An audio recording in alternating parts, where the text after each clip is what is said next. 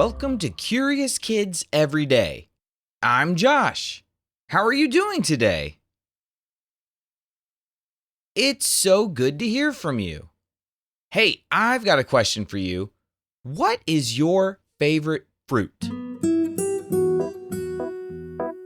Mine is a mango, or maybe a blueberry. I love blueberry yogurt. I have another question for you. What is your favorite vegetable? For me, it's definitely a potato. I love them baked, fried, or roasted. So good. I also really like spinach. Okay, I have one more question for you. Do you know the difference between a fruit and a vegetable? You might think, well, fruits are the sweet ones and vegetables are the salad ones. That's what I thought growing up, but it turns out it's much more interesting. I had always heard that a tomato was actually a fruit, but I didn't realize it goes even deeper than that. A fruit is the part of a plant that grows from a flower and holds the seeds. That's it. If it has seeds and comes from a flower, it's a fruit, even if it doesn't taste sweet. That means that tomatoes are fruits because they have seeds. Cucumbers, peppers, zucchini, even pumpkins, they all have seeds and grow from the flowering part of a plant. Now, you might be thinking, wait a minute, what about apples? Aren't those a fruit? They grow on trees, right? So are they suddenly now a vegetable? No, apples are a fruit. And yes, they do grow on trees, but actually, each apple starts as a flower on an apple tree. After the flower is pollinated, usually by bees, the petals fall off, and the base of the flower, called the ovary, can you say ovary? The base of the flower begins to grow into the apple fruit. The seeds inside the apple come from the ovules of the flower. So yes, apples grow on trees, but they grow from a flower on the tree, and they contain seeds, so it's a fruit. Now, what about vegetables? Because I grew up thinking a cucumber was a vegetable, but I was wrong.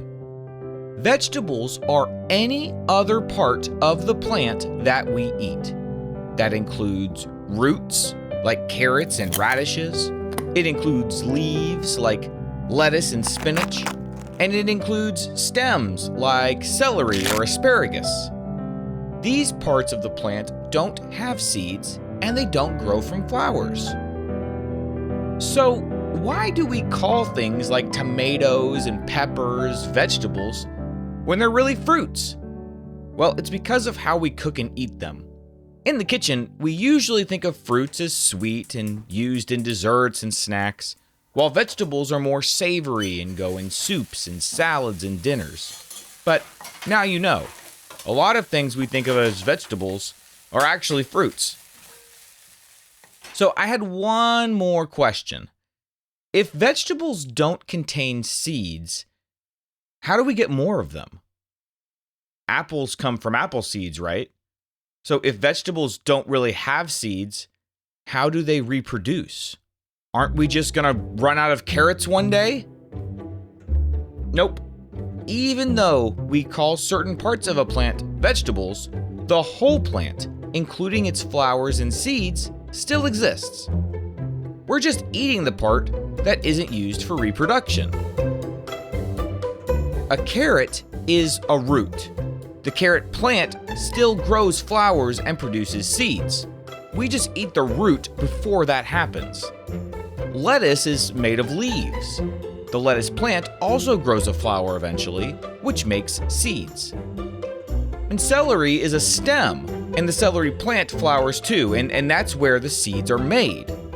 So, vegetables come from plants that do make seeds, but the part we eat isn't the seed-making part.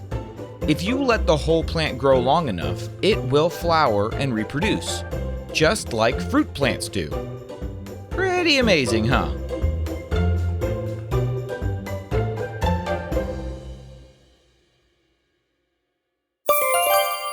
Let's have a quick quiz. Which part of the plant do fruits grow from? From the flower. Do all fruits taste sweet? Nope. Some fruits, like tomatoes or cucumbers, are not sweet at all. Which part of the plant is a carrot? It's a root. Let's play true or false. True or false? Lettuce is a type of leaf. That's true. It's the leafy part of the plant. True or false? A pepper is a vegetable because it's used in salads. That is false. It's actually a fruit because it grows from a flower and has seeds. Have you ever cut open a bell pepper? The next time one of your parents has a bell pepper, ask them if you can watch as they cut it open. You will be amazed at all the seeds inside of that thing. It's like a big mess of seeds. True or false? The base of a flower, called the ovary, grows into the apple fruit. That is true. Would you rather only eat fruits for a week or only eat vegetables for a week? Ooh, if you had to give one up for a week, which one would you give up?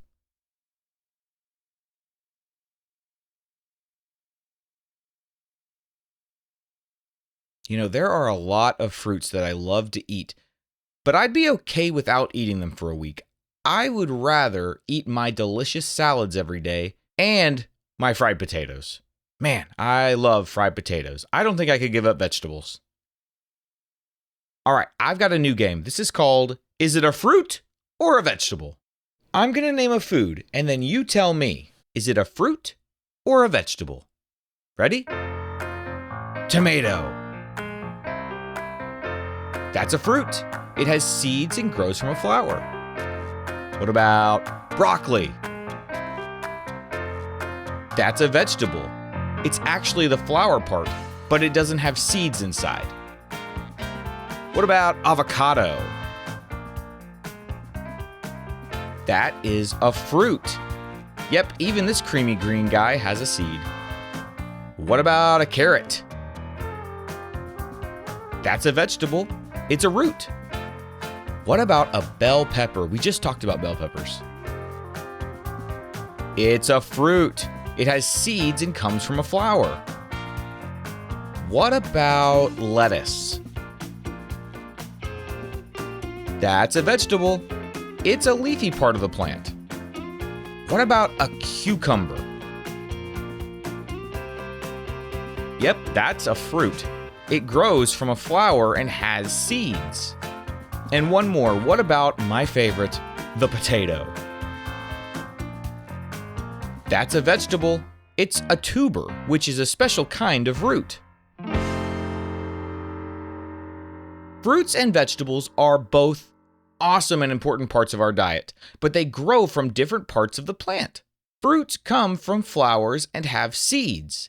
Vegetables come from other parts like leaves, roots, and stems. Pretty cool, huh?